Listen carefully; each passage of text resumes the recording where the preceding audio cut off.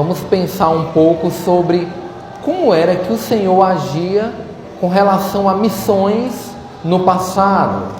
Será que missões é uma coisa só do Novo Testamento? Será que missões já estavam no coração do povo de Deus, até mesmo dentro do coração de Deus, no Antigo Testamento? Nós podemos encontrar uma referência sobre isso aqui no livro de Jonas, capítulo 1. Se você ainda não estudou o livro de Jonas, eu aconselho que você leia ele com calma, faça anotações. É um livro muito importante. Jonas ele é considerado um dos maiores missionários de todos os tempos. Ele conseguiu falar para 3 povos de culturas diferentes. Então, vale a pena mesmo você se aprofundar neste livro. Tá certo? Interessante porque geralmente quando nós participamos de cultos de missões, conferência missionária, nós queremos ver aquilo que Deus já tem feito, né? O pastor citou o meu nome, citou o nome do pastor Tiago, e às vezes nós queremos saber o que de fato tem acontecido. O irmão orou aqui pelo pastor João Mendes, que está com a saúde debilitada, nosso vizinho ali. Nós queremos saber, e isso não é errado não.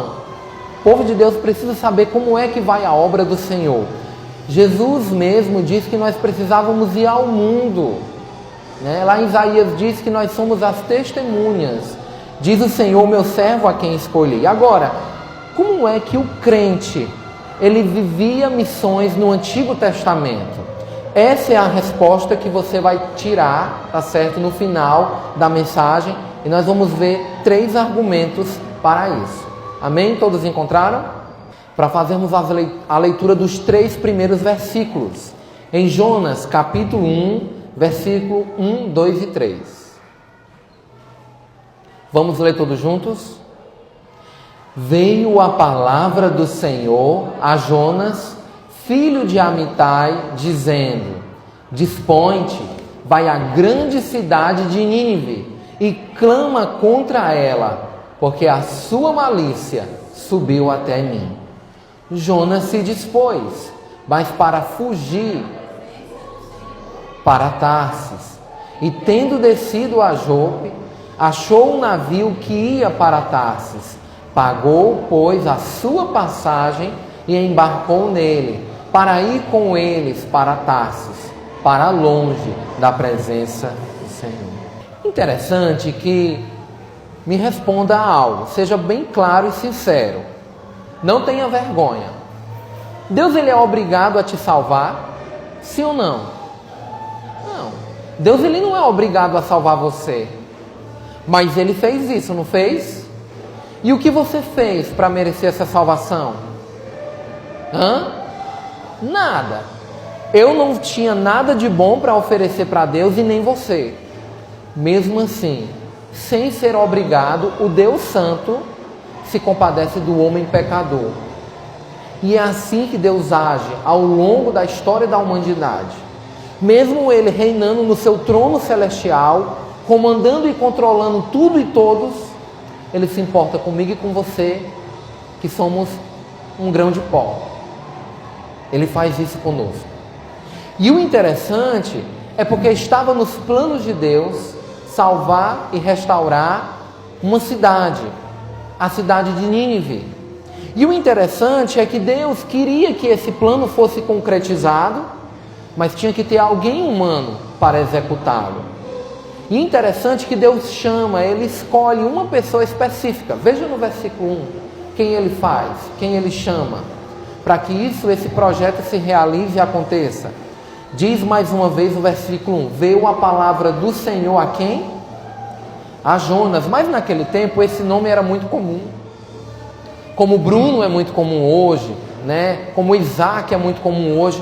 Não era qualquer Jonas. Era especificamente um Jonas. E a sua Bíblia diz, quem era esse Jonas? Leia aí e me diga. Como é que diz na sua Bíblia? Era o filho de quem? Do seu Amitai. Então Deus aqui estava fazendo uma escolha. Ele não estava escolhendo qualquer Jonas de Jerusalém. Ele estava escolhendo o filho do seu Amitai. Interessante porque esse homem ele vai ser citado na Bíblia outra vez. Se você abrir a sua Bíblia lá em 2 Reis, capítulo 14, versículo 25, diz que não é a primeira vez que Deus está usando Jonas aqui para proclamar contra Nínive. Veja aí, vamos lá. 2 Reis, capítulo 14, versículo 25. No 20, vou ler do 23 para a gente ter um contexto. No 15º ano de Amazias, filho de Joás, rei de Judá, começou a reinar em Samaria Jeroboão, filho de Joás, rei de Israel, e reinou 41 anos. Fez o que era mal perante o Senhor. Jamais se apartou de nenhum dos pecados de Jeroboão, filho de Nebate, que fez pecar a Israel. Então esse rei aqui, Jeroboão, ele foi conhecido como rei mau. Seguiu os maus exemplos no reinado. Mas teve uma coisa que o rei fez, conhecido por uma boa obra. Sabe o que foi que ele fez? Ele deu ouvidos ao profeta Jonas. Então essa é a primeira vez na Bíblia que Jonas é citado. Qual foi o recado de Deus para esse homem, Jeroboão, dado por Jonas? Diz assim, olha, verso 25. Restabeleceu Jeroboão os limites de Israel, desde a entrada de Amate até o mar da planície, segundo a palavra do Senhor, Deus de Israel, a qual falara por intermédio de seu servo Jonas. Que diz agora? Como diz a sua Bíblia aí? O mesmo Jonas, o filho de Amitai, o profeta, o qual era de Gat-Efé. Então veja que não é a primeira vez que o Senhor está escolhendo Jonas para transmitir a sua mensagem. Primeiro ele fala para reis. Amados, se hoje nós não conseguimos chegar perto de autoridades do nosso estado, imagine do presidente da República. É mais difícil ainda. Agora você imagina isso naquele tempo? Mas Deus escolheu Jonas para falar com reis. Agora, voltando para o capítulo 2, veja que Deus agora novamente chama à sua presença Jonas. E vai escolher Jonas para transmitir o seu recado. E amados, eu gostaria que você pudesse pensar um pouco sobre essa questão.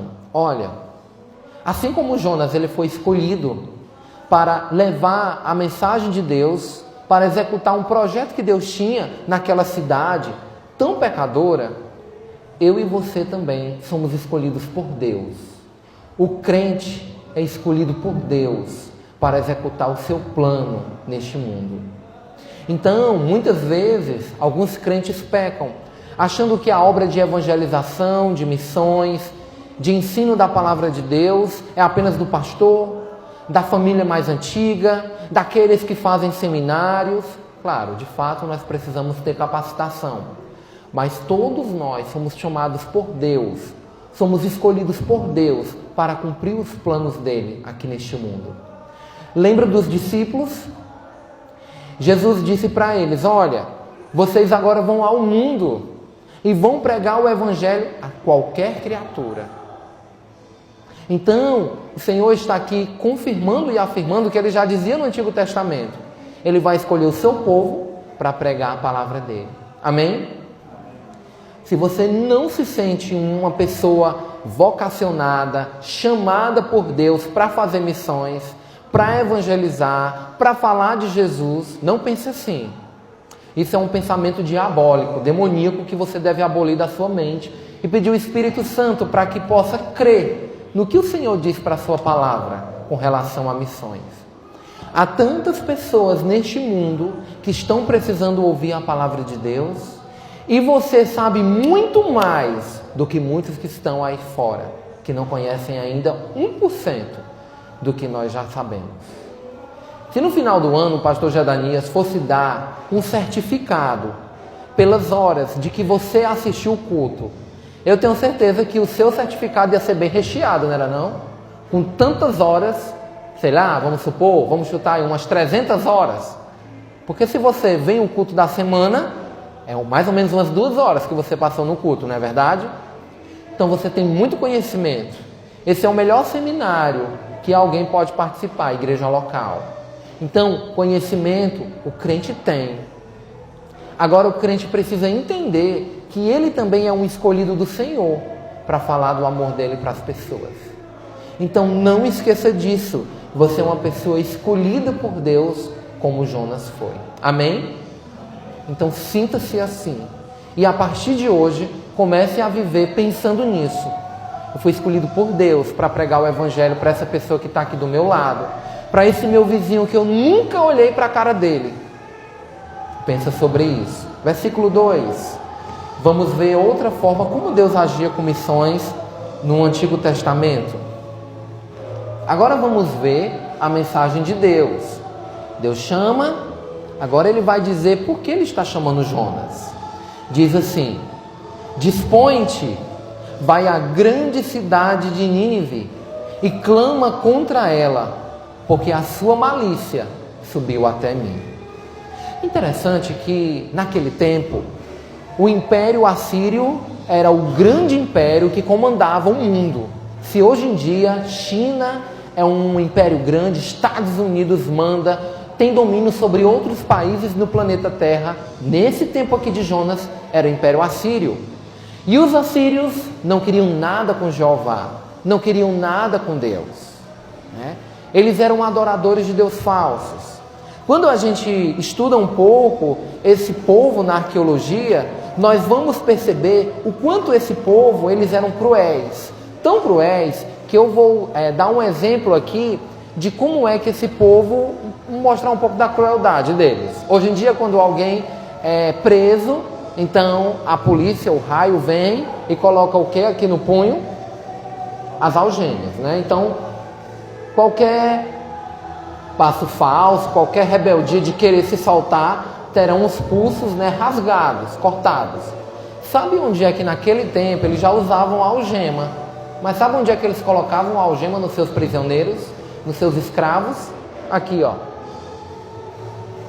Então, o prisioneiro, ele tinha que ser bem, exatamente, seguir os passos daquele capataz, porque senão ele teria essa parte cortada, lascada, né? Então, isso só mostra um pouquinho da crueldade deles. Mas eu tenho aqui o relato de um rei assírio, que nós encontramos. Olha só o que ele falou. Em um dos diários deles foi registrado o seguinte: o governador da cidade eu esfolei na cidade de Arbela, e sua pele estirei sobre o muro da cidade. Está vendo o que é que o rei fez? Matou um homem, estirou a pele do homem todinha no muro, para servir de testemunho para as pessoas. Também os chefes que se revoltaram. A alguns emparedei dentro da coluna, a outros espetei com estacas, e a outros amarrei em estacas em volta da coluna. Esse povo precisava de ajuda? Será? Um povo que ordena pessoas serem espetadas. Deus estava amando aquele povo, e Deus queria que aquele povo mudasse de atitude. Diz mais: a muitos esfolei e espalhei suas peles sobre as muralhas. Cortei os membros dos oficiais, a seus jovens e donzelas eu queimei com fogo. Cortei suas mãos e seus dedos, e de outro cortei os narizes, as orelhas e os dedos, e de muitos arranquei os olhos. É cruel, não é? Você consegue lembrar de muitas notícias do passado, recente, que a gente presenciou aqui no nosso estado. Se você acha que isso já é grande, vem mais. Ele confessa: uma pirâmide de cabeças eu construí na frente da cidade. Seus jovens e donzelas eu queimei em chamas. Eu destruí, eu devastei, eu queimei com fogo. 4 pirâmides de cabeças eu ergui em frente ao seu portão. A alguns eu prendi, ainda vivos, dentro dessas pirâmides. Então você imagina pirâmides construídas não de tijolo, mas de cabeças. E pessoas abatidas, feridas, dentro daquela pirâmide. Com certeza, aspirando aquele cheiro terrível de sangue, lembrando que algumas daquelas cabeças eram pessoas conhecidas, até mesmo parentes, filhos. Pois essa é um pouquinho da crueldade do povo que Deus queria salvar. E volta na sua Bíblia aí, veja que o Senhor, Ele não está dando uma opção para Jonas. A primeira palavra do versículo é um verbo. E o que é que esse verbo diz aí? Leia na sua Bíblia bem alta e me responda. O que diz aí na sua Bíblia? Dispõe-te. Deus aqui não está fazendo que Jonas pense, reflita e escolha. Eu acho melhor daqui a um mês. Não, quando as coisas estiverem tudo normal, aí eu vou. Não, mas isso não é para mim, como Moisés, né? Moisés disse, né? Senhor, eis-me aqui, mas envia o Arão, porque ele sabe falar mais que eu, né?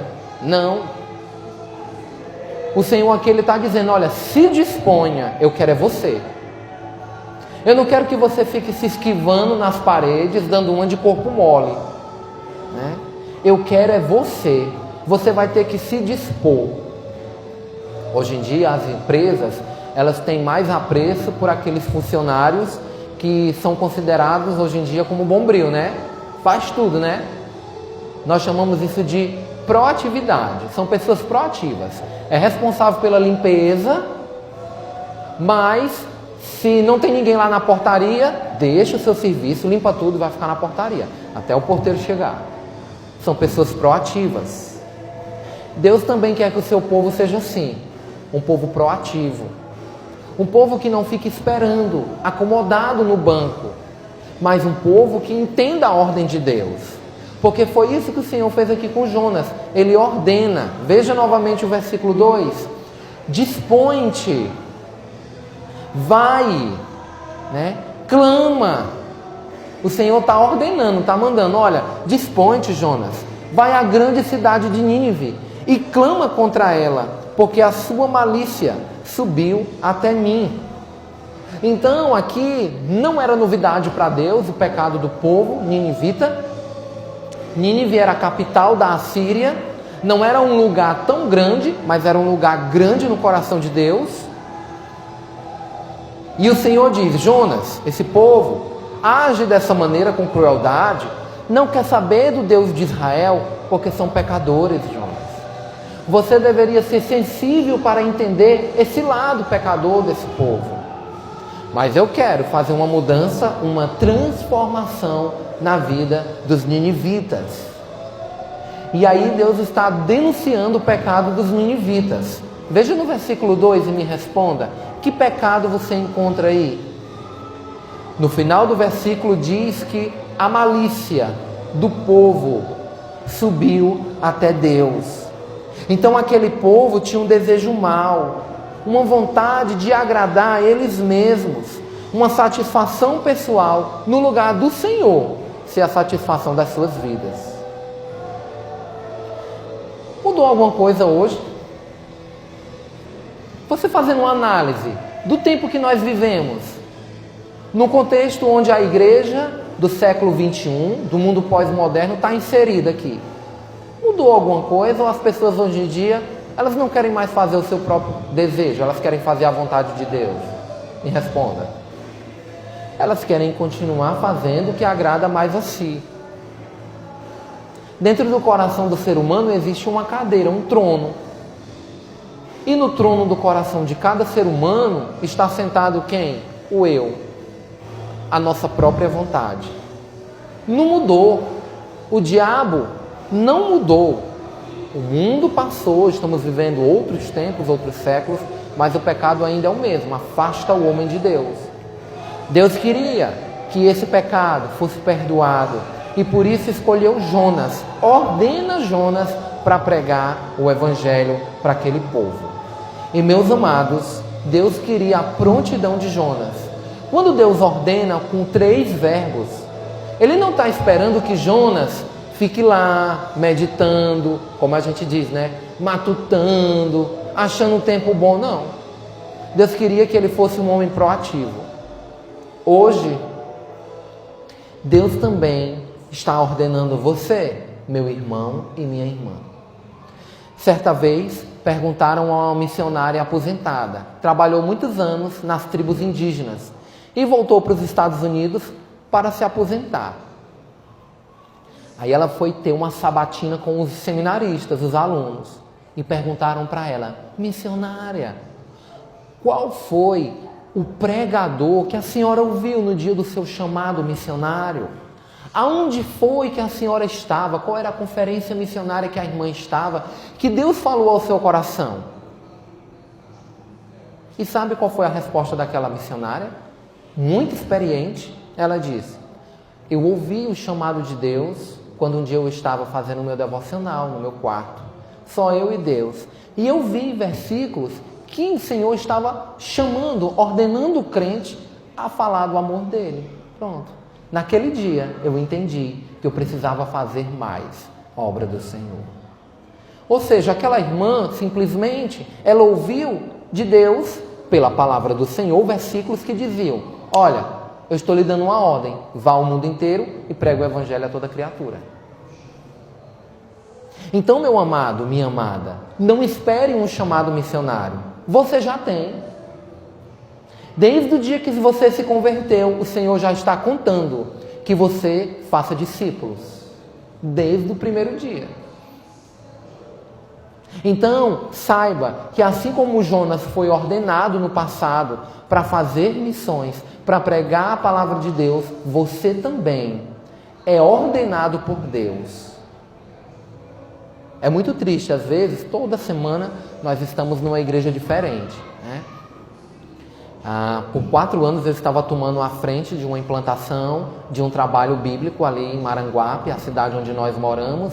E desde o início desse ano eu entreguei, porque nós estamos bem perto, se Deus permitir, de chegar no Japão. Então toda semana a gente está numa igreja diferente. Interessante que é triste, quando às vezes nós vemos irmãos que chegam no púlpito para apelar para crente participar do grupo de missões. Para crente sair para a tarde de evangelismo. Pastor, isso é muito bom, né não? Ter alguém interessado que a igreja toda vá. Isso era para ser interesse de todo mundo. Não era para ter apelo para isso não. Porque todos nós somos chamados, escolhidos e ordenados por Deus para fazer. Não precisava ninguém, nenhum irmão estar adulando eu e você para pregar o evangelho. Eu não já sei que é a minha responsabilidade? Eu não já sei que essa é a minha e a sua missão? Então para que isso? Mas graças a Deus pela vida desses irmãos, não é? Que estão dando a cara a tapa e dizendo: olha, eu vim mais uma vez lembrar você do evangelismo de sábado, né? Mas amados, todos deveriam estar envolvidos e empenhados nesse trabalho de falar do amor de Deus.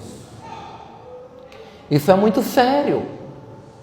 Pessoas estão se encaminhando para o inferno e de lá elas nunca mais vão sair. Qual é a parcela de culpa que eu e você temos para essas pessoas que já foram e nas que ainda estão caminhando no caminho para lá? Vamos ser cobrados por Deus. Lá no dia do tribunal, no trono de Cristo, no tribunal de Cristo, no Bema, o Senhor vai reunir crente um por um. E Ele vai passar na nossa cara, em rosto, todos os nossos pecados que cometemos depois que nos convertemos. E Ele vai mostrar aquelas pessoas que você teve a oportunidade, que eu tive a oportunidade, e que nós, se calamos, silenciamos. E quando a gente cala, a gente faz o quê? Consente. Então a gente estava consentindo que aquela pessoa fosse ao inferno. Pastor, eu não salvo ninguém não, nem eu. Graças a Deus por isso. Porque senão a gente ia salvar só os da nossa família, né? Íamos ser egoístas. Mas o nosso papel é de pregar. O nosso papel não é de salvar pessoas, porque só quem salva é Deus. Mas de anunciar a palavra é do crente. É minha e é sua. Amém? Então, amados, se sinta ordenado pelo Senhor para pregar o evangelho. Isso é uma ordem. Se você tem falhado nisso, você tem pecado. Nós qualificamos pecados Os crentes qualificam pecados.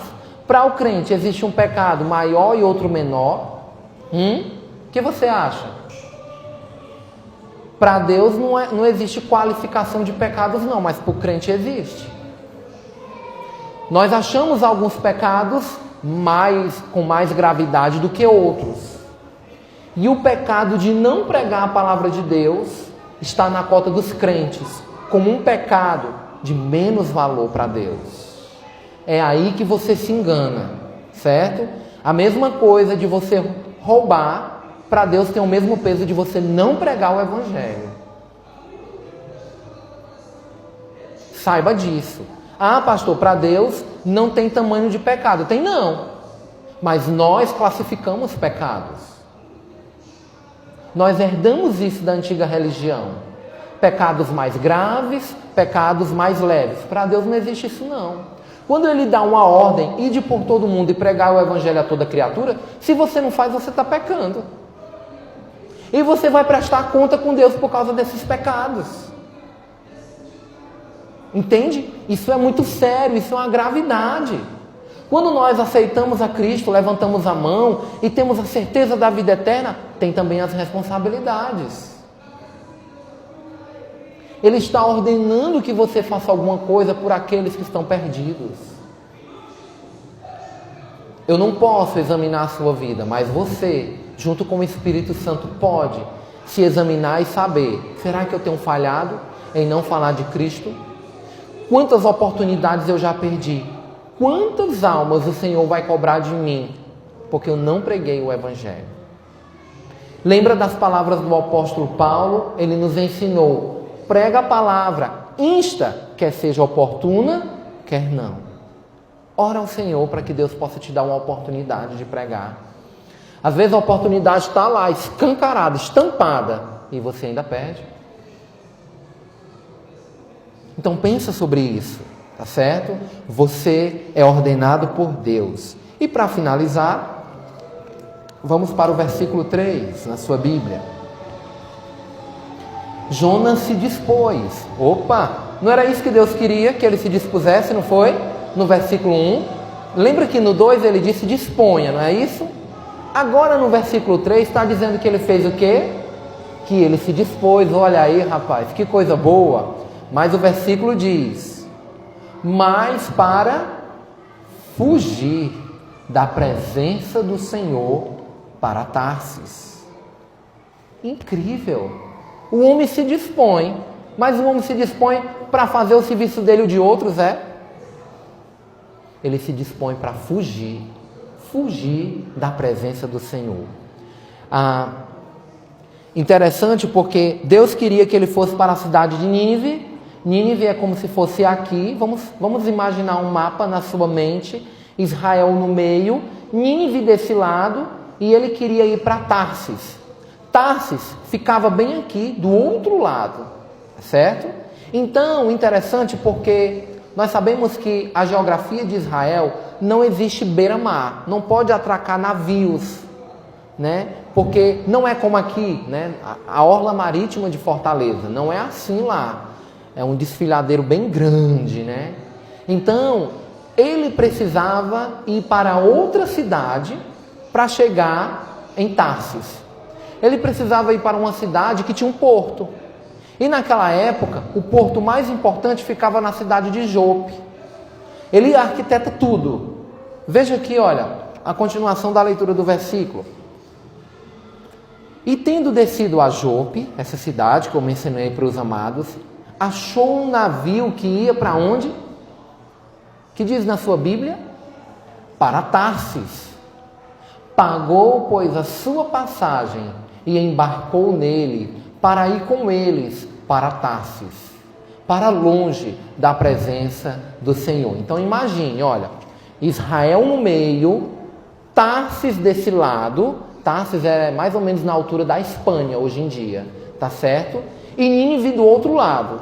Então, ele pensou: olha, aqui em Jerusalém eu não fico mais, porque aqui eu vou me lembrar que Deus me chamou, aquela ordem vai ficar direto na minha cabeça, vai ser uma perturbação que eu não vou aguentar. Aqui eu não fico. Nínive eu também não vou. Sabe por que eu não vou para Nínive? Porque salvar aquele povo pagão, isso é um plano furado de Deus. Deus está perdendo tempo. Aquele povo não quer nada com Jeová. Eu já falei para reis, vou falar para pagãos? De maneira alguma. Então Jonas, ele começa a questionar o plano perfeito de Deus. Igual eu e você.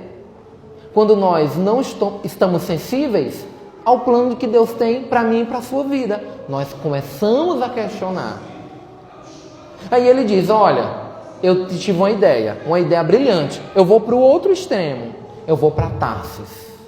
Então Tarsis ficava na Europa, para os lados ali de Portugal e da Espanha. Mas como ele iria chegar a Tarsis? Ele arquitetou tudo. Ele é igual nós. Quando nós queremos pecar, nós não arquitetamos tudo. A Bíblia diz que o pecado é um crime. E um crime premeditado. Ele premeditou, ele planejou no seu pecado exatamente. Ó, Jerusalém não tem porto. Eu vou até uma cidade portuária, Jope. Acho um navio que vai para o lugar mais distante daquele tempo, que seria Tarsis. Vou pegar as minhas economias, que eu ganho como profeta, pago a minha passagem, está resolvido o problema. E não obedeço a Deus e não fico com a cabeça perturbada. Na cabeça dele era simples assim.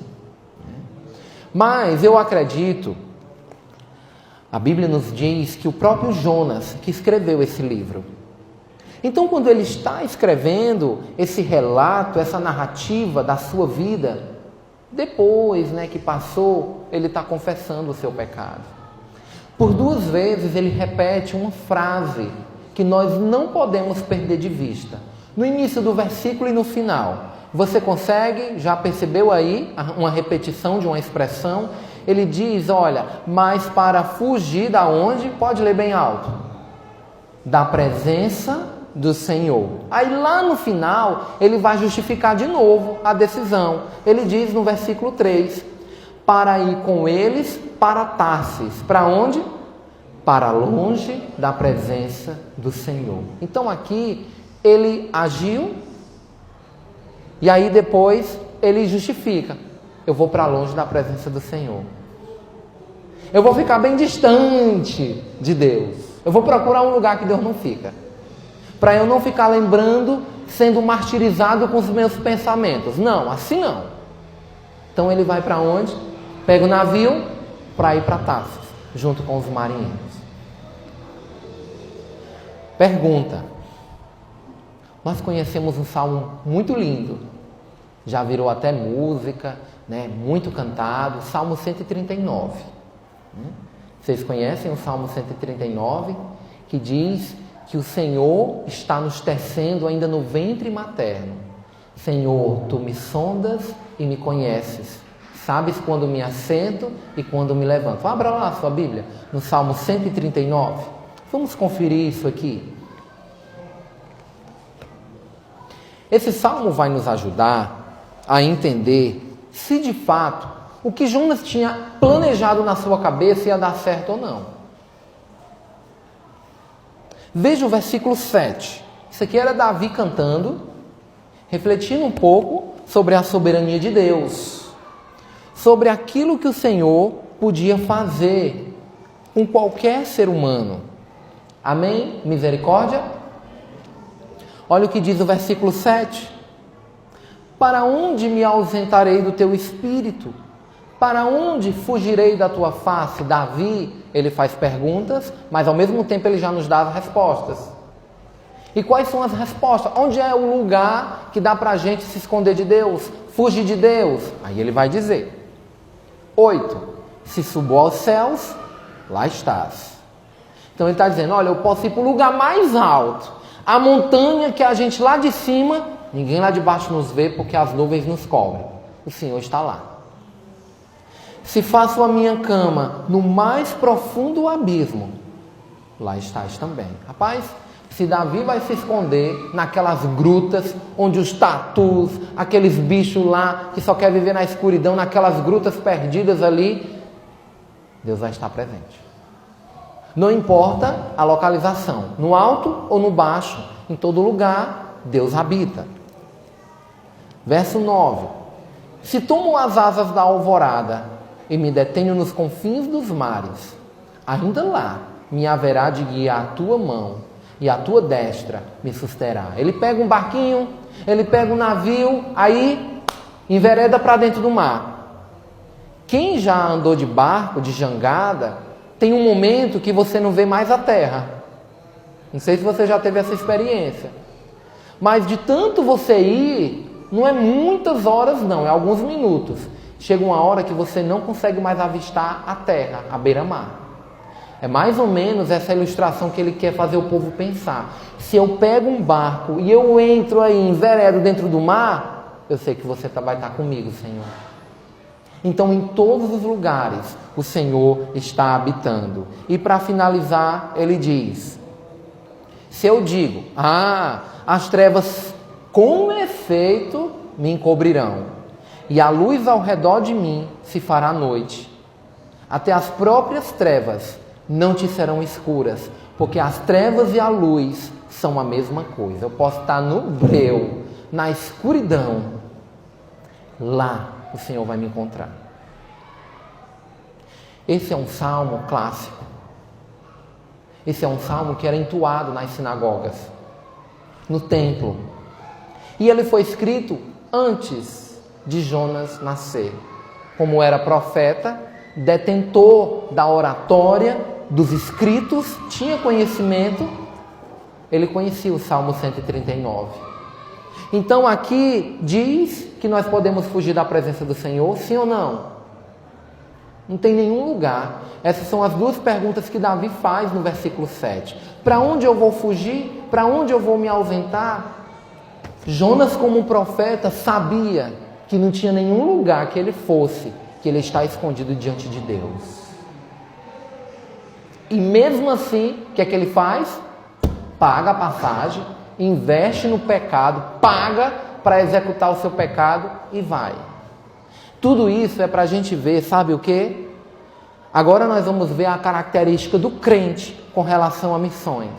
Vimos duas de Deus com missões. Agora vamos ver a característica do crente no Velho Testamento com relação a missões. Jonas, ele está tentando o quê? Fugir de quê?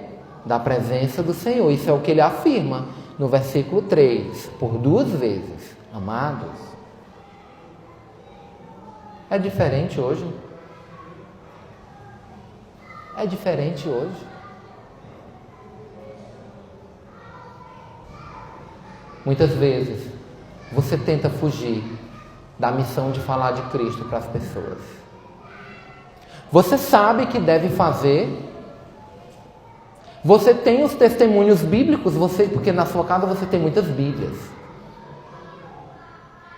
Você tem a oportunidade, porque nós estamos cercados de pessoas que estão caminhando para o inferno. Não querem saber de Deus, não. Mas elas estão indo para o inferno, se encontrar com seu Deus chamado Diabo. Nós sabemos de todas essas coisas. Muitas vezes nós se calamos, nos silenciamos. Nós estamos sendo Jonas de hoje em dia. Nós estamos tentando fugir da presença do Senhor. Alguém consegue fugir da presença do Senhor?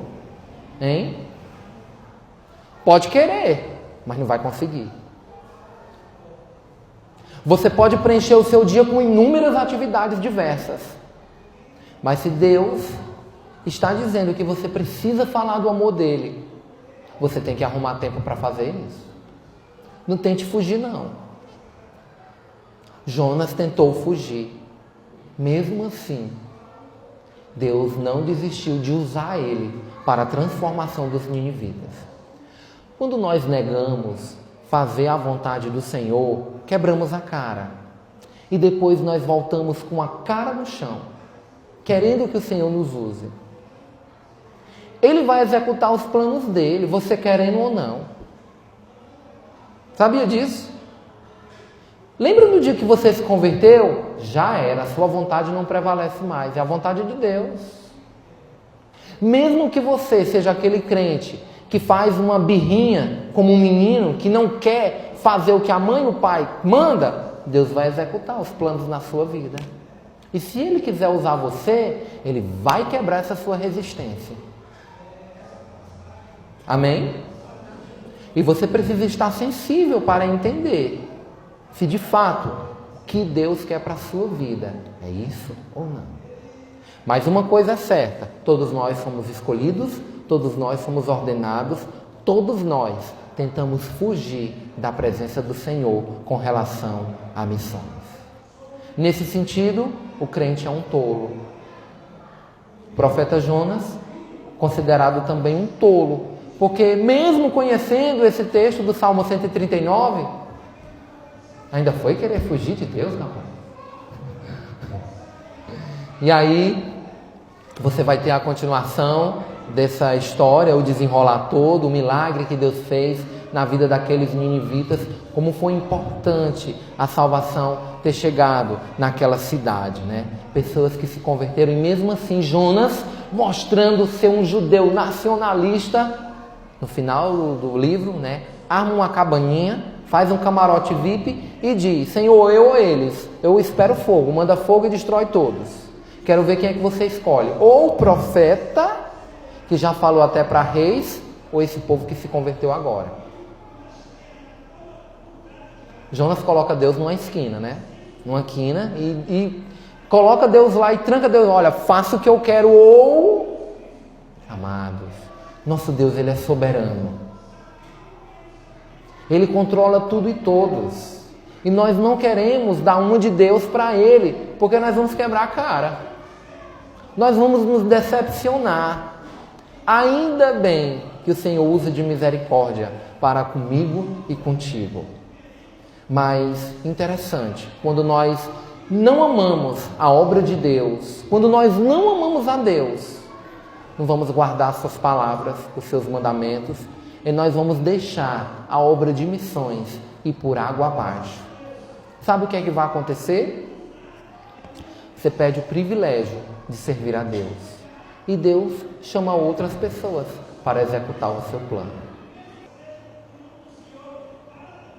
A obra de Deus no mundo precisa de recursos. E o Senhor tem nos abençoado, como o Salmo 67 nos ensina, para que a gente possa abençoar outros. Vocês estão numa boa localização, num templo, com bancos, com tantas coisas, multimídias, música. Há lugares no Brasil que nenhuma parede levantada, dizendo que ali é uma parede de uma igreja, ainda existe.